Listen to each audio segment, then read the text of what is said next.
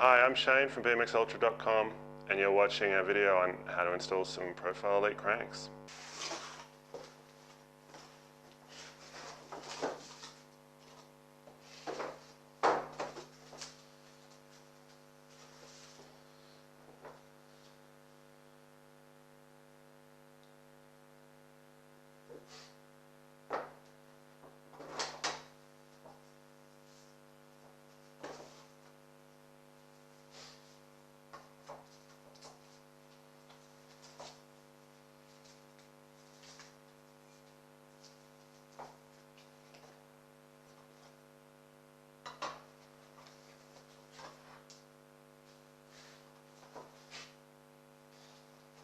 Before we get too far into it, the Profile Elite cranks we're installing have the standard titanium 22mm axle.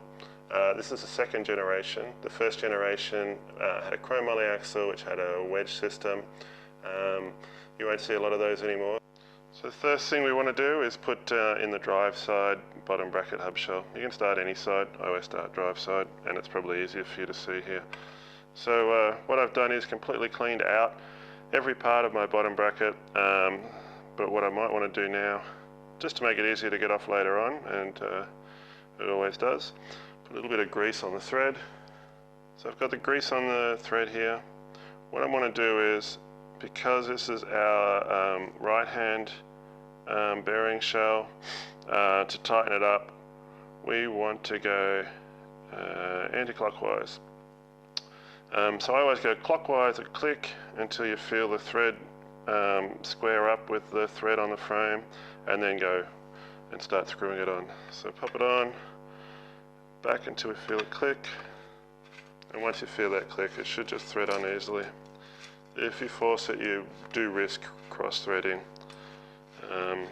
possibly even your frame, but most likely the bearing shell. So next thing, I always put the spindle in, so we're going to need the sleeve. So that spaces the bearings out so they don't get any side load. So the sleeve goes just straight over the top of the spindle like that, and we want to put the spindle into the bearing shell. Now we're ready for the other bearing shell. So again, a bit of grease on the thread. And just look at the indicators on your bearing shell. This says to tighten, go left, so we'll go right a click until we feel it square up, and then thread it in. Now finger tight's not good enough for this, it's just while I'm assembling it. It's always a good way to get started, and then get your bottom bracket tool out and just give it a nice little tweak. Doesn't have to over tighten, just nice and firm. So on our left side, we're going to be using this spacer. So this is the non-drive side. That finishes off that bearing quite nicely. Okay, so the next step is to put in our spline drive spider. I've already attached my Profile Elite sprocket to it. So that slides on the drive side. Just make sure you put a bit of grease in on the splines so it doesn't get stuck.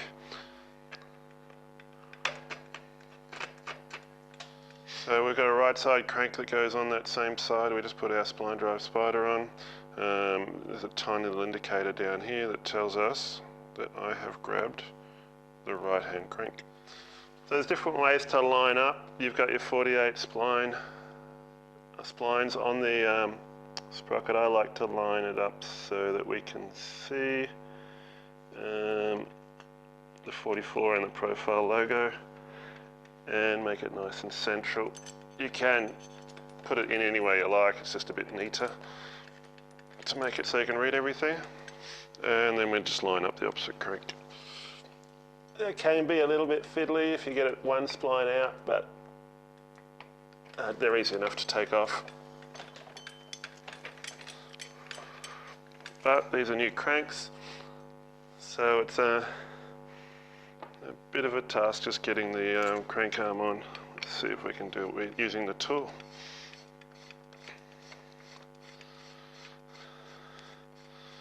So as you saw, I used that removal tool with the sleeve on it, just tightening this in. It pulls the spline, the spindle out into the crank arm.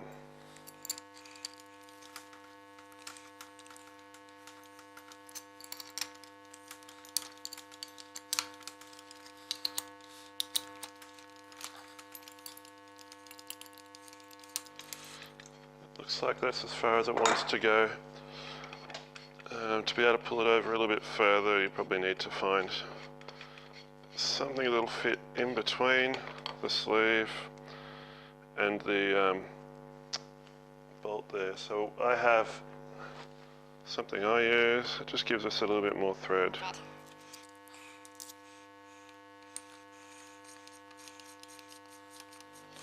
And it allows us to pull the crank on to the spindle just that little bit better.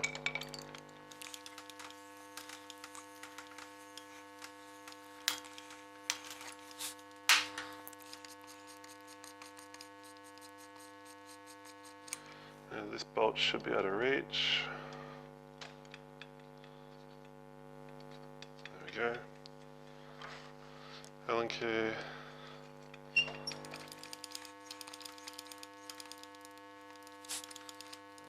And we'll do the same to the other side.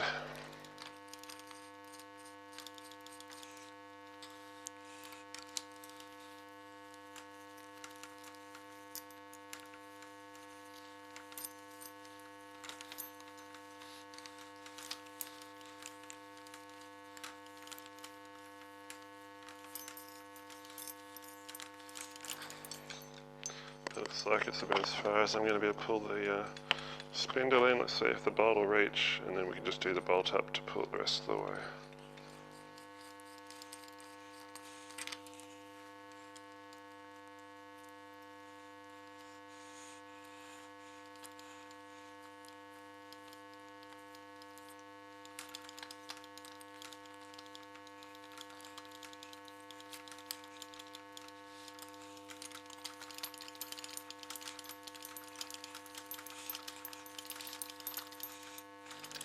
Okay, so these are firm, not too tight, no point overdoing it. You can see the cranks are spinning quite well. And we'll pull the chain over.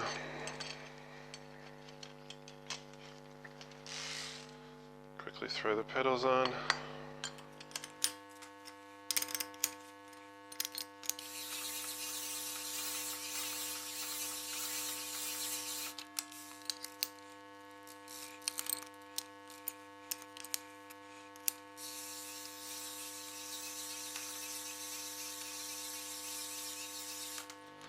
And the last step is just to put the back wheel back into position and tighten it up. So the last step now is just to remove any excess grease, give them a quick clean up, and away you go. I hope you enjoyed the video. Thanks a lot.